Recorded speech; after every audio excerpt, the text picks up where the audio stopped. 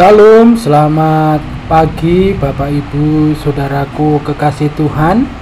Kita berjumpa kembali dalam renungan pada pagi hari ini. Renungan kita pada pagi hari ini diambil dari Keluaran 22 ayat 16 sampai ayat yang ke-31. Natsnya dari ayat yang ke-16 dan 17. Demikian sabda Tuhan. Apabila seorang membujuk seorang anak perawan yang belum bertunangan dan tidur dengan dia, maka haruslah ia mengambilnya menjadi istrinya dengan membayar mas kawin. Jika ayah perempuan itu sungguh-sungguh menolak memberikannya kepadanya, maka ia harus juga membayar perak itu sepenuhnya, sebanyak mas kawin anak perawan.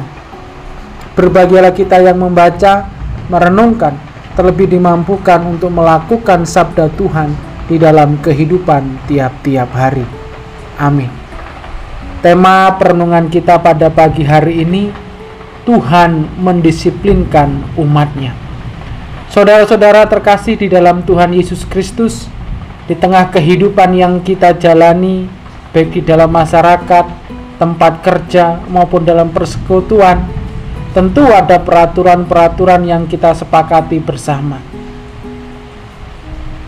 Kesepakatan itu bertujuan agar menciptakan ketertiban, memberikan keadilan, memberikan kepastian, dan melindungi akan hak-hak kita.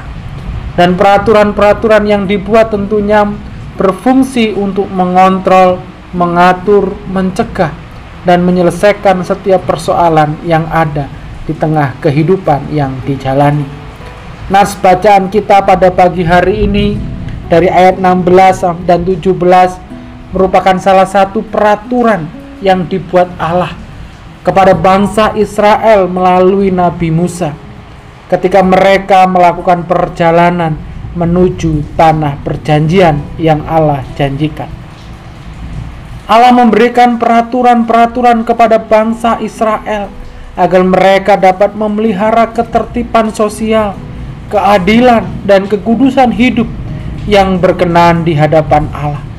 Adapun peraturan-peraturan yang dibuat Allah pada ayat yang 16 tentang perzinahan, ayat 18 tentang ilmu sihir, ayat 19 tentang sifat kebinatangan, ayat 20 tentang penyembahan berhala, ayat 21 tentang orang-orang asing, janda dan anak yatim, tentang ayat 25 tentang riba, ayat 26 tentang gadai, ayat 28 tentang penghormatan kepada hakim, ayat 29 tentang persembahan sulung, dan ayat 31 tentang binatang yang diterkam. Allah memberikan setiap peraturan-peraturan tersebut untuk membimbing bangsa Israel agar dalam menjalani hidup mereka benar-benar hidup berkenan kepada Allah, menghormati Allah dan sesama manusia. Peraturan-peraturan yang dibuat itu mencerminkan nilai dan norma yang berlaku pada masa itu, serta menunjukkan karakter Allah yang adil dan kudus. Saudara-saudaraku kekasih Tuhan Yesus Kristus, melalui bacaan perenungan kita pada pagi hari ini dari Kejadian 22 ayat 16 sampai 31 memberikan gambaran yang jelas tentang standar moral dan hukum yang tinggi yang Tuhan tetapkan bagi umatnya. Setiap peraturan mencerminkan karakter Tuhan yang kudus, adil, dan penuh kasih.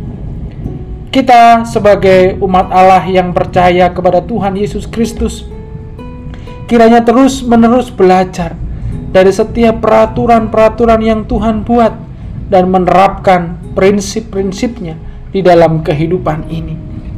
Yang walaupun kita tidak lagi berada di bawah hukum Taurat, tetapi melalui peraturan-peraturan tersebut kita dapat mendisiplinkan diri untuk tunduk pada kehendak Tuhan dan menjadi alatnya di tengah-tengah dunia ini. Tuhan memberkati kita semuanya. Amin. Mari kita berdoa.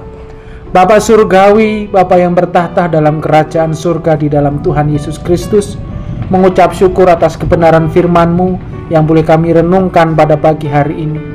Tuhan, tolong mampukan kami untuk dapat melakukannya di dalam kehidupan kami. Biarlah setiap apa yang boleh Tuhan nyatakan melalui Yesus Kristus, kiranya kami dapat lakukan dan kami perbuat untuk kemuliaan bagi nama Tuhan.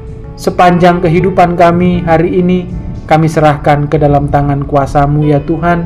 Berkati seluruh usaha dan pekerjaan kami dan seluruh aktivitas yang kami jalani. Ampuni segala dosa dan pelanggaran kami. Kami serahkan hidup kami sepenuhnya ke dalam tangan kuasa Tuhan. Di dalam nama Tuhan Yesus Kristus kami berdoa dan mengucap syukur. Amin. Selamat pagi, selamat berkarya bagi Tuhan.